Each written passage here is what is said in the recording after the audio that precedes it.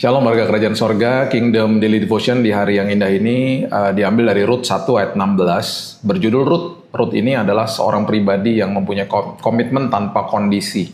Tetapi jawab Rut, janganlah desak aku meninggalkan engkau dan pulang dengan tidak mengikuti engkau, sebab kemana engkau pergi, ke situ jugalah aku pergi, dan di mana engkau bermalam, di situ jugalah aku bermalam. Bangsamu lah bangsaku dan Allahmu lah Allahku. Sungguh sebuah pernyataan yang luar biasa.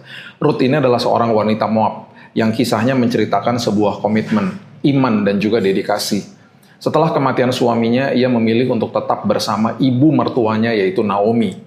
Alih-alih kembali ke bangsanya sendiri, ia mau hidup bersama dengan ibu mertuanya. Rut mengambil keputusan untuk ikut bersama, pindah bersama dengan Naomi mertuanya ke kampung halamannya di Bethlehem.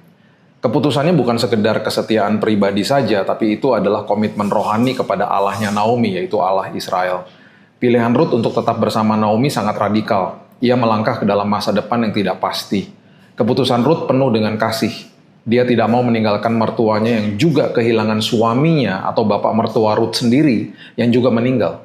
Bagi Rut, ketika dia mengambil keputusan untuk menjadi istri, anak daripada Naomi yang berkebangsaan Yahudi, itu berarti dia juga berkomitmen kepada bangsa Yahudi yang merupakan bangsa pilihan Tuhan.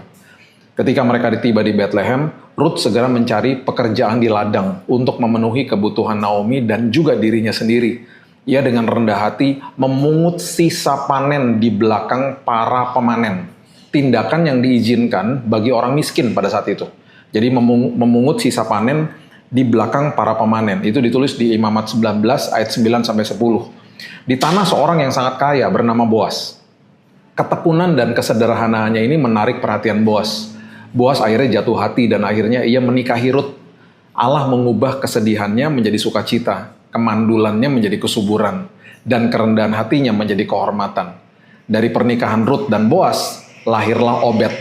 Obed mempunyai anak bernama Isai, yang menjadi ayah dari Daud yang kita kenal sebagai penakluk Goliat dan menjadi raja Israel yang luar biasa. Bukan hanya itu saja, Yesus lahir dari keturunan Daud. Itu sebabnya Yesus disebut anak Daud atau keturunan Daud. Ya, berarti Rut masuk ke dalam silsilah Yesus. Dari pernikahan dia dengan Boas, orang Yahudi, lahirlah keturunan Daud yang akhirnya melahirkan Yesus.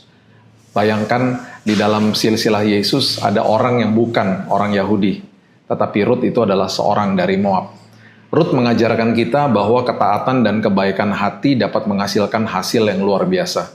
Ia tidak mencari kebesaran, ia berusaha untuk setia dalam hubungan dan pekerjaannya. Allah menghargai hal itu. Rut adalah seorang yang luar biasa, dan dia juga adalah orang luar, bukan bangsa Yahudi. Namun Allah memasukkan ke dalam garis keturunan Yesus. Ditulis di Matius 1 ayat yang kelima. Tidak peduli latar belakang kita.